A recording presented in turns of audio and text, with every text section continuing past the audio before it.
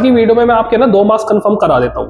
देखो टॉपिक का नाम है आइसोमर। अब आइसोमर होते क्या है समझना। देखो मान लीजिए आपके पास है ना 2 स्ट्रक्चर हमें किसने दिए, जैसे एग्जांपल के तौर पे आपके पास है CH3 CH2 CH2 CH3। एक स्ट्रक्चर आपको ये दे रखा है और एक स्ट्रक्चर मान लीजिए आपको दे रखा है ये CH3 CH CH3 और CH3। ठीक है। अब आइसोमर होते क्या है, देखो आइसोमर आपके है ना ऐसे कंपाउंड होते हैं जिनका मॉलिक्यूलर फार्मूला क्या होता है बेटा सेम, समझना।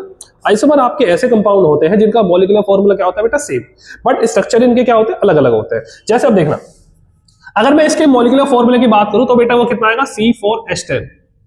ठीक है। अगर मैं इसकी भी बात करूं तो मॉलिक्यूलर फार्मूला कितना आएगा C4H10, बट दोनों के स्ट्रक्चर क्या है अलग अलग। ये आपका स्ट्रेट लाइन स्ट्रक्चर है और यहाँ पे एक ब्रांच है। ठीक है। यानी कि मैं लिख सकता हूं कि A और B आपस में क्या है बेटा आर आइसोमर्स। यानी कि A और B आपस में क्या है बेटा आइसोमर्स। ठीक है समझ आया।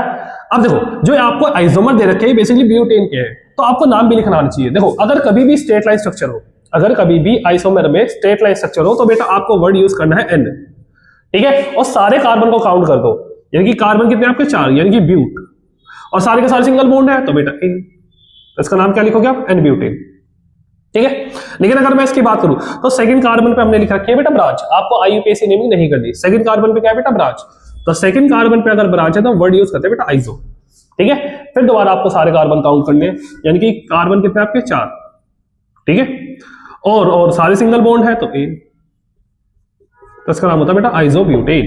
ठीक है बच्चे। लेकिन अगर कभी ऐसा दिख जाए कि एक कार्बन ये रहा, एक कार्बन ये रहा, एक ही कार्बन पे आपकी है ना 2 ब्रांचेस हो, समझना बेटा। अगर एक ही कार्बन पे 2 ब्रांचेस हो तो उस टाइम पर वर्ड यूज करते हैं बेटा नियो। उस टाइम पर वर्ड क्या यूज करते हैं बेटा नियो। ठीक है।